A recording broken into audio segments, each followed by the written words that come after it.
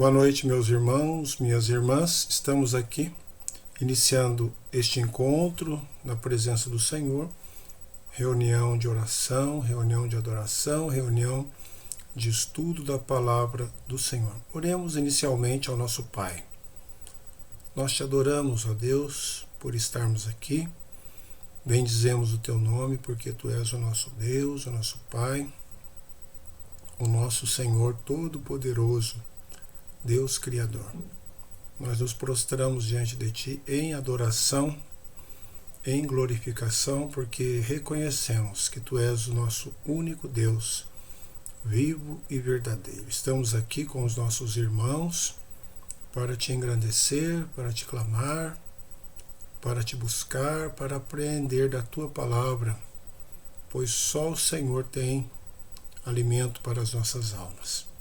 Nós bendizemos o teu nome e te glorificamos, te exaltamos e te invocamos, no nome poderoso e amado de Jesus. Amém. Meus irmãos, vamos abrir as nossas Bíblias num texto que se encontra em Daniel capítulo 2. Nós vamos ler dos versículos 12 a 23. Daniel, capítulo 2, dos versículos 12 a 23. O texto nos diz: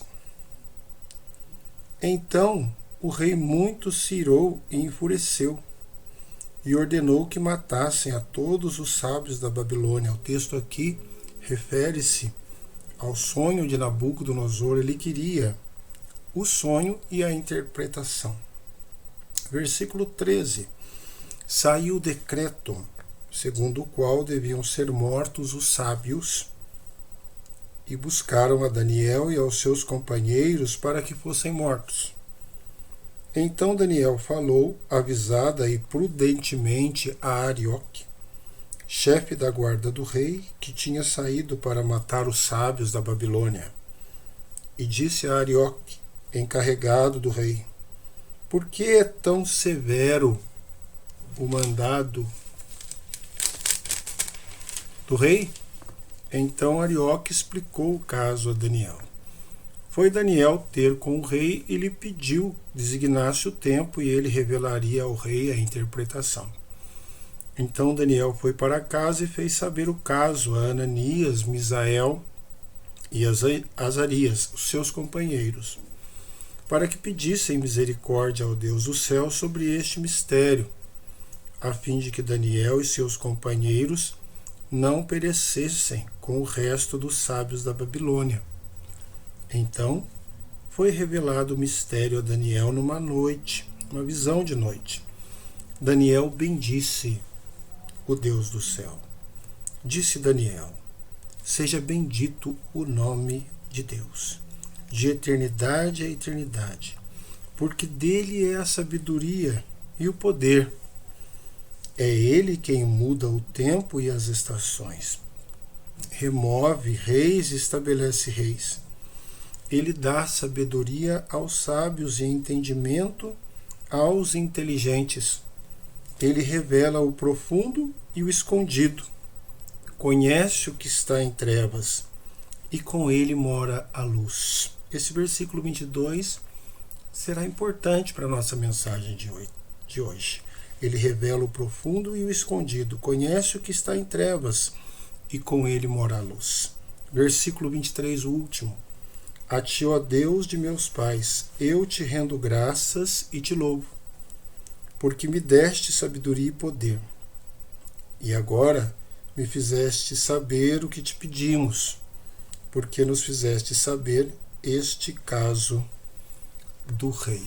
Um texto muito rico, muito importante para nós, um texto que nos mostra a grandeza do Senhor, que o Senhor ouve, o Senhor atende, o Senhor é um Deus que perdoa. Nós precisamos desesperadamente, totalmente desse Deus.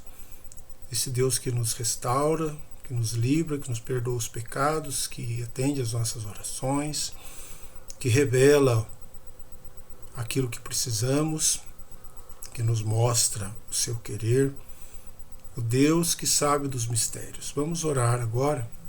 Pense, coloque diante de Deus agora sua vida, seus pecados. Coloque diante de Deus as pessoas, os enfermos, os desempregados, os aflitos, os desesperados. Vamos orar pelos missionários. Ore, vamos interceder, clamar ao Senhor, este Deus de Daniel. Este Deus que tudo pode, Deus que tudo sabe, mas ao mesmo tempo um Deus de misericórdias. Oremos. Senhor nosso Deus, bendizemos o Teu nome por esta noite, que estamos em conjunto para clamarmos ao Senhor, adorarmos ao Senhor, pedirmos, Senhor, misericórdia pelos nossos pecados e transgressões. Somos pecadores, precisamos de Ti, Senhor. Tenha misericórdia de nós. Também Te clamamos pelos nossos irmãos, nas suas lutas, nas suas aflições, nas suas crises, nos desesperos.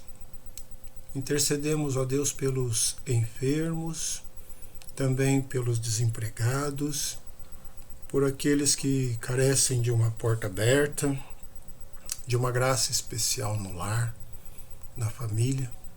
Que o Senhor abençoe, ó Pai, a todos. Também Te louvamos pelas respostas do Senhor, pelas bênçãos concedidas em nossas vidas. Grandes bênçãos, Senhor Deus. O Senhor é Pai amoroso, glorioso. Nós Te exaltamos e Te bendizemos e Te pedimos no amado nome de Jesus. Amém. Meus irmãos,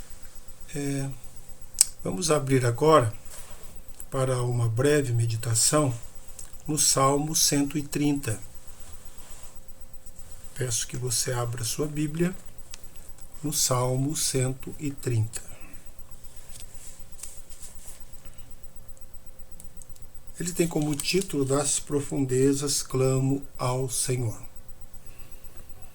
Diz-nos assim esse salmo: Das profundezas clamo a Ti, Senhor. Escuta, Senhor, a minha voz. Estejam alertas os Teus ouvidos às minhas súplicas. Se observares, Senhor, iniquidades, quem, Senhor, subsistirá? Contigo, porém, está o perdão para que Te temam. Aguardo o Senhor. A minha alma o aguarda. Eu espero na Sua palavra. A minha alma anseia pelo Senhor, mais do que os guardas pelo romper da manhã. Mais do que os guardas pelo romper da manhã, espere Israel no Senhor. Pois no Senhor há misericórdia, nele copiosa redenção.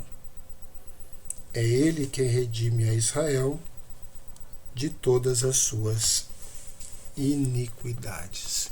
Salmo 130, para estarmos fazendo uma breve meditação com os irmãos nesta noite.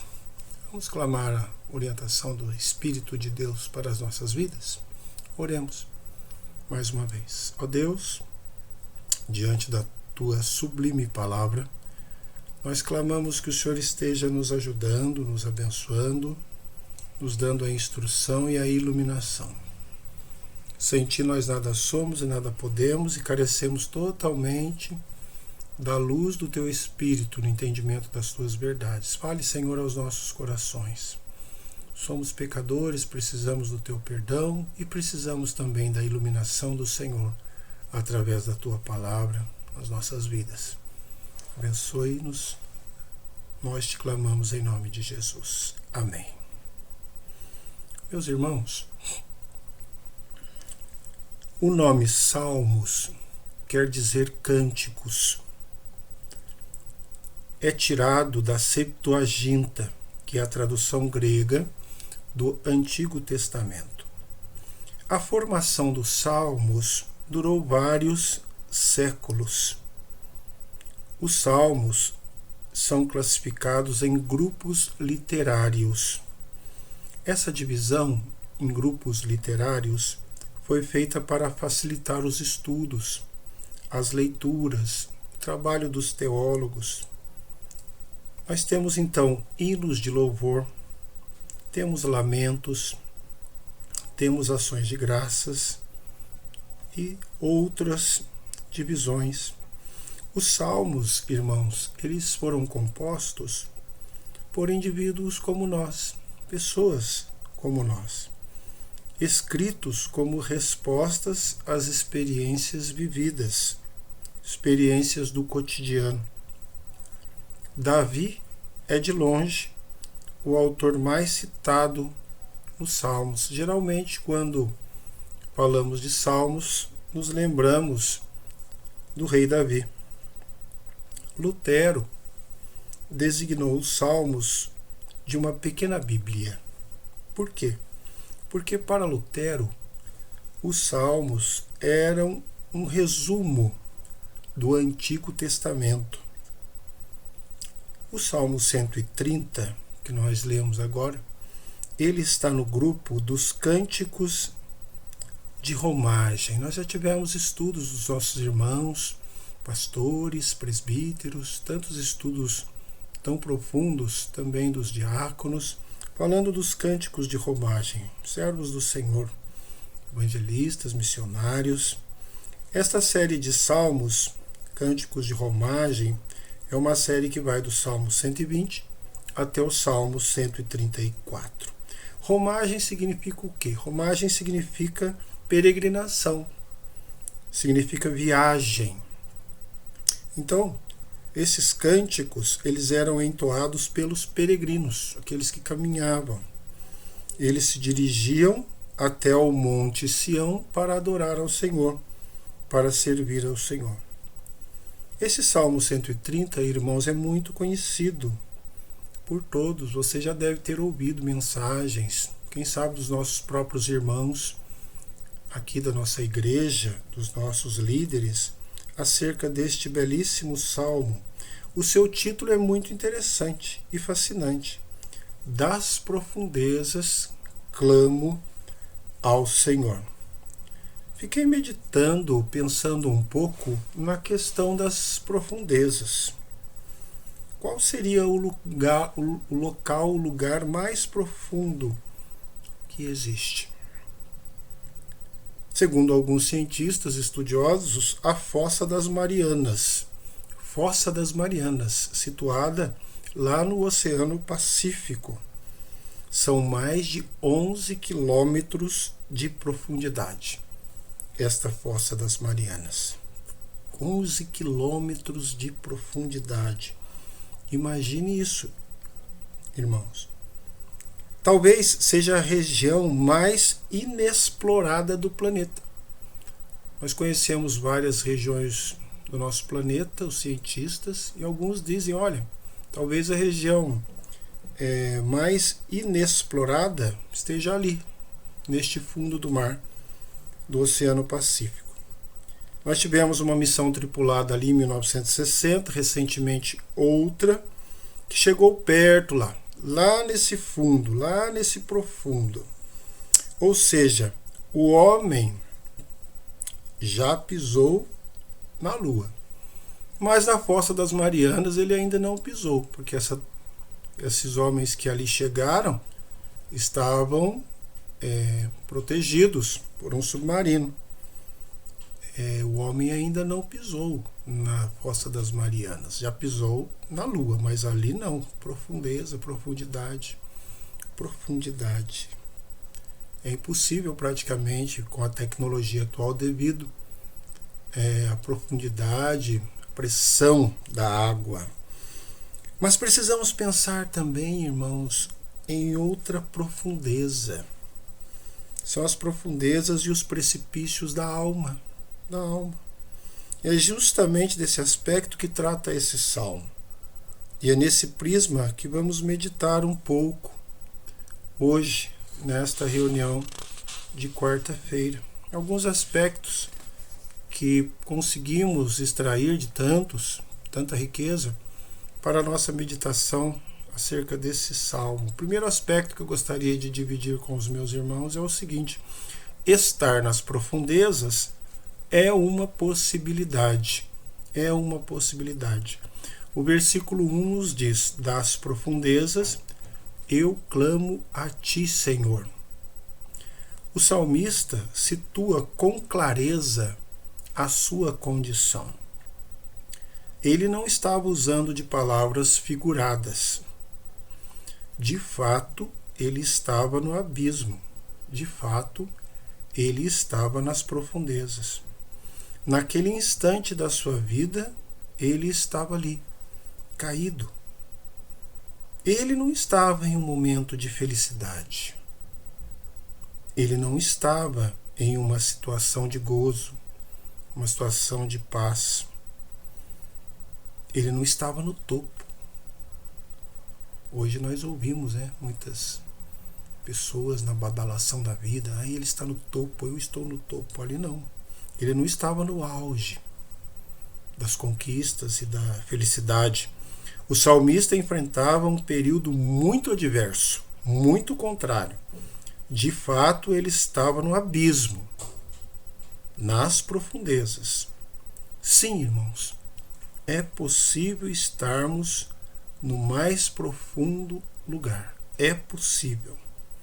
Temos que entender que isso não é impossível, pode acontecer. É um fato que pode se dar com qualquer um. Comigo, com você. Quem aqui já não se enxergou no fundo do poço? Quem já não ouviu alguém falar: eu estou no fundo do poço? Por mais que você seja uma pessoa alegre, uma pessoa feliz, por mais que cultive uma vida de contentamento, louvado a Deus, louvado seja o Senhor por isso, de repente a tristeza pode chegar.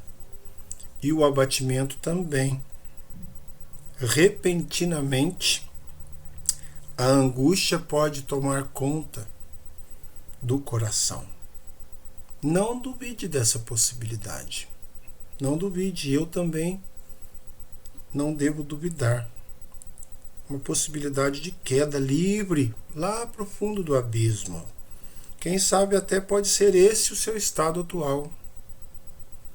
Se isso aconteceu com o salmista, também pode nos afetar. Somos humanos, somos frágeis e propensos a sucumbir. A intenção dessa palavra não é desanimar ninguém, não.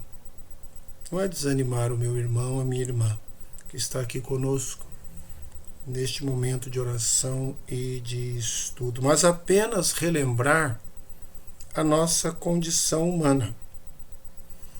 Nós temos um momento de horror do nosso próprio Mestre, do Senhor Jesus. Ele diz em Mateus: a minha alma está profundamente triste até a morte. Ele usou esse termo profundamente. Profundamente triste até a morte. Essa crise também alcançou a Jesus, o Senhor. A vida, irmãos, é feita assim de períodos tranquilos e alegres. Que bom, louvado seja o Senhor por isso. Que são fases de alegria e de grande serenidade. Mas nós bem sabemos que nem sempre é assim. Nem sempre é assim. E isso é bem o contrário do que tem sido pregado por aí. Muitas pregações esboçam uma alegria, um contentamento, uma ideia de um sucesso constante, algo inabalável. Mas nós sabemos que a realidade é diferente. Nós sabemos disso. Então esse salmo nos mostra isso. O salmista passava por esse momento. Então o primeiro aspecto que eu gostaria de tratar com os irmãos é este. Estar nas profundezas é sim uma possibilidade, pode acontecer.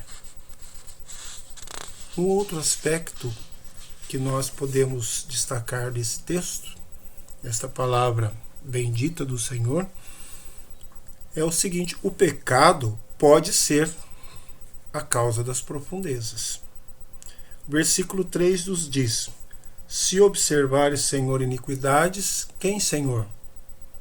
Quem, Senhor, subsistirá? Sabemos, irmãos, que não existe ser humano sem pecado. Não existe. Todos pecaram e carecem da glória de Deus. Paulo aos Romanos nos alerta e nos ensina sobre isso. O salmista estava plenamente consciente disso. Ele cita essa questão de iniquidade aqui. Ah, se Deus, irmãos, ponderasse os pecados sem a misericórdia. Já pensou nisso? Se Deus olhasse para o pecado, para o pecador, sem a misericórdia, sem a sua misericórdia, ninguém subsistiria. Nenhum ser humano sobraria. Este salmo é um queixume de um tipo especial. O autor volta-se ao Senhor pedindo perdão. Ele fala disso. Mansamente ele clama perdão pelas suas falhas. É interessante que naquela situação ele não pensou nos adversários tão comuns na época.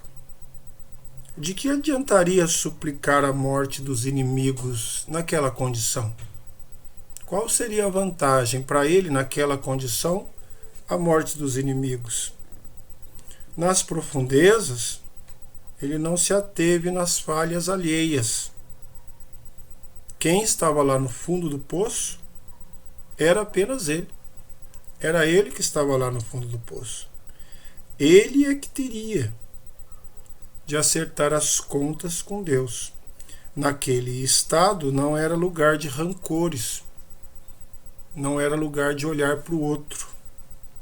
Ali no abismo não cabia ou não caberia uma atitude de orgulho. De nada adiantaria fitar nas fraquezas, nos pecados e nas transgressões dos outros. Nas águas profundas, irmãos, da tristeza, era ele e Deus. Era ele e Deus. As coisas precisavam ser resolvidas entre os dois. Entre os dois. Quem sabe essa seja a sua situação. A minha situação. Quem sabe? Uma situação que pode acontecer. Você muitas vezes está habitando nas profundezas da tristeza e faz um bom tempo que essa situação permanece ali nas profundezas. Como sair dessa situação precária? Como sair dessa situação humilhante? O Salmo nos ensina que não adianta a arrogância. Não adianta a arrogância. Não endureça o seu coração em amargura, em ira, em rancor. Nas profundezas só resta uma atitude singela, de coração singelo, clamar ao Senhor com todas as forças. Essa é a atitude de quem está nas profundezas. Também é interessante percebermos que não adianta clamar a um Deus errado, um clamor equivocado. De nada também valerá buscar amigos importantes, colegas de destaque. A oração, o clamor deve ser direcionado ao Deus de Israel, ao Senhor. Nós aprendemos isso aqui com o salmista. Somente Ele perdoa pecado, somente Ele restaura a vida, somente Ele. O salmista diz: das profundezas clamo a Ti, Senhor, a Ti. Das profundezas clamo a Ti, Senhor. Sabe, irmãos, o pecado pode ser a causa das profundezas. Às vezes não. Às vezes é um momento, uma situação de provação, um momento difícil, momentos pelos quais todos nós passamos. Muitas vezes pode ser, sim, o pecado que nos leva ao abismo. Pensemos nisso, possamos refletir nessas questões a partir deste salmo. Mas também, uma outra verdade que nós aprendemos aqui, neste salmo, com este salmo, é que a audição do Senhor alcança as profundezas. A audição do Senhor alcança as profundezas. Versículo 2, o salmista diz: escuta, Senhor, a minha voz.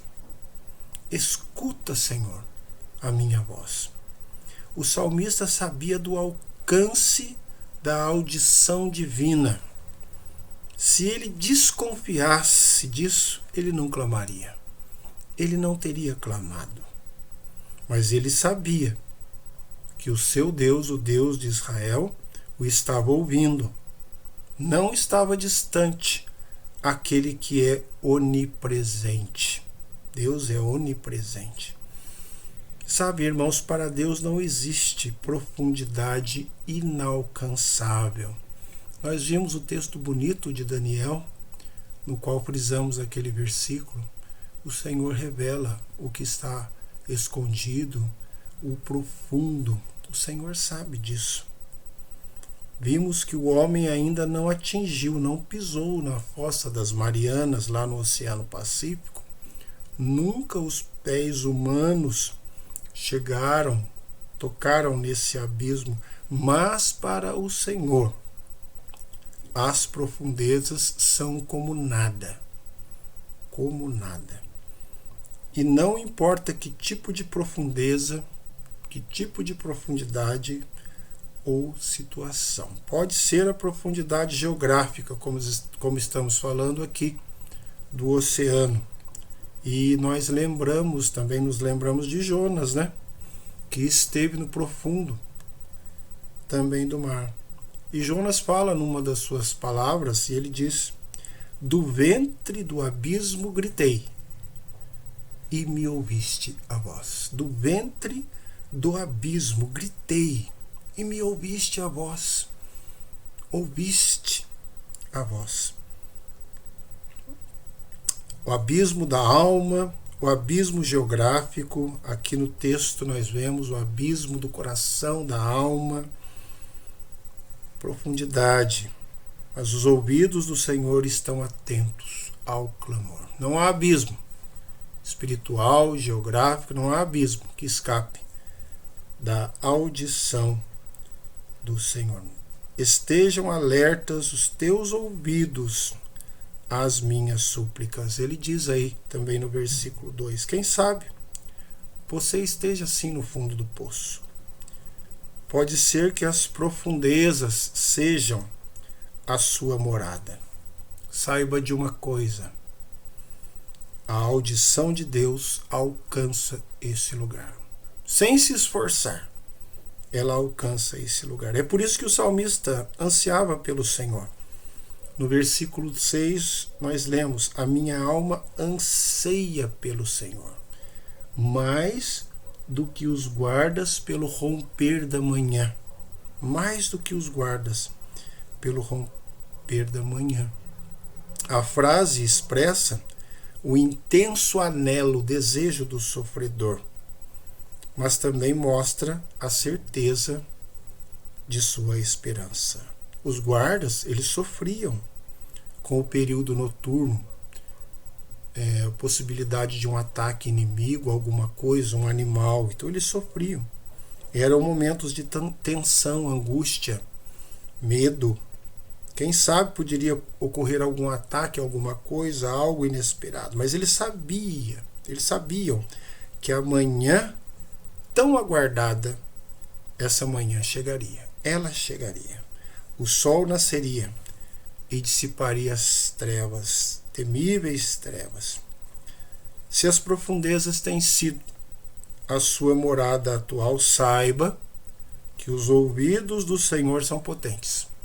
São potentes. Ele pode escutar o seu clamor mais profundo.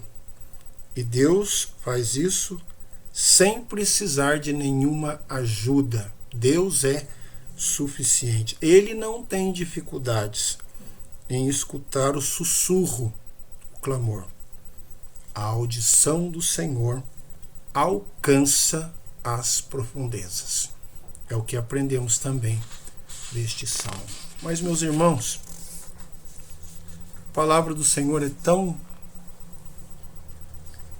poderosa que também aprendemos o seguinte, em alguns aspectos que estamos vendo deste Salmo maravilhoso 130. A copiosa redenção resgata das profundezas. Esse também é um aspecto maravilhoso desse Salmo. A copiosa redenção resgata das profundezas. Versículo 7 diz: no Senhor há misericórdia, nele copiosa redenção. Copiosa significa abundante, farta, grande. Espere Israel no Senhor, pois nele há abundância, há grande redenção. Grande a redenção. A redenção do Senhor não é de qualquer tipo, não é de qualquer qualidade, não. Não é uma tentativa de recuperação e de resgate do sofredor. Não se trata também de uma restauração mediana, uma restauração fraca.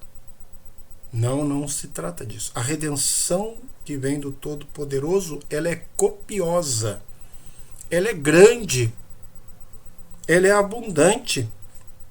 Veja no versículo 8, o texto nos diz: ele redime a Israel de todas as suas iniquidades. De todas, é redenção poderosa, de todas as suas iniquidades. Não de apenas alguns, mas de todos os pecados. Há sim, meus irmãos, esperança. Há sim esperança para quem está nas profundezas.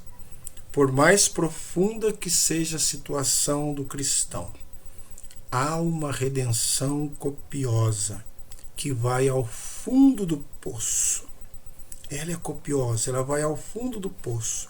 Ela chega lá, preenche os espaços e traz o desvalido. É como num poço que se enche de água e resgata algum animal, alguma coisa, como se faz geralmente em algumas localidades. Se enche de água e se traz, às vezes, aquele animal, aquele objeto, aquilo que está lá no fundo do poço. Não existe abismo que enfrente essa inundação. Não existe abismo que faça frente a essa inundação que chega ali e traz, que chega ali e levanta, que chega ali e resgata. Não existe abismo que encare essa inundação, porque ela é copiosa, ela é grandiosa, ela é plena. Não existe abismo que não devolva o seu cativo. Eu vou repetir. Não existe abismo que não devolva o seu cativo diante dessa copiosa redenção. Será que você é um prisioneiro das profundezas? Quem sabe a caverna da angústia tem sido a sua fuga. E nos lembramos de Elias, né? Que entrou numa caverna lá no profundo, onde passou aquele período. Mas veio a palavra do Senhor a Elias e perguntou para ele: que fazes aqui, Elias? Que fazes aqui, Elias? O Senhor foi redimi-lo lá no profundo, lá no fundo da caverna. Estamos, meus irmãos, acompanhando a situação do mundo. Estamos vivenciando a crise, um período de recessão, um período de enfermidades, de temor. Nessa realidade é incrível a fartura apresentada pelo Senhor, a abundância apresentada pelo Senhor. É copiosa a redenção. Interessante isso. Como Deus é abundante em suas bênçãos, na sua graça. A crise não altera as dádivas do Senhor, não. A crise não altera a abundância da misericórdia de Deus, o nosso Pai. Na escassez, a redenção do Senhor continua copiosa. ela continua copiosa. Não importa que tipo de escassez. Nós estamos num mundo regido pela contenção, pela economia, pelas contas. Isso é importante. Até para que a contabilidade da casa, do país, essa contabilidade possa fechar. Possa ficar talvez num lucro, mesmo que pequeno. Mas Deus concede liberalmente. É redenção plena, é redenção copiosa. O Senhor não está preso a isto. A graça do Senhor é abundante. A redenção do Senhor é grande, é rica, é copiosa. Ele é uma fonte próspera de dádivas e de socorro. Então, um outro aspecto que aprendemos com este salmo é a copiosa redenção do Senhor resgata, traz das profundezas. Ela traz das profundezas. Concluindo, meus irmãos, em muitos momentos da vida, nós falamos que estamos bem em muitas situações. Graças a Deus por isso, pelos momentos felizes. Mas em certas situações nós vamos às profundezas. É verdade, temos que reconhecer. São os abismos da existência da vida. São os precipícios da alma. Nessas horas, irmãos, devemos nos voltar para Deus.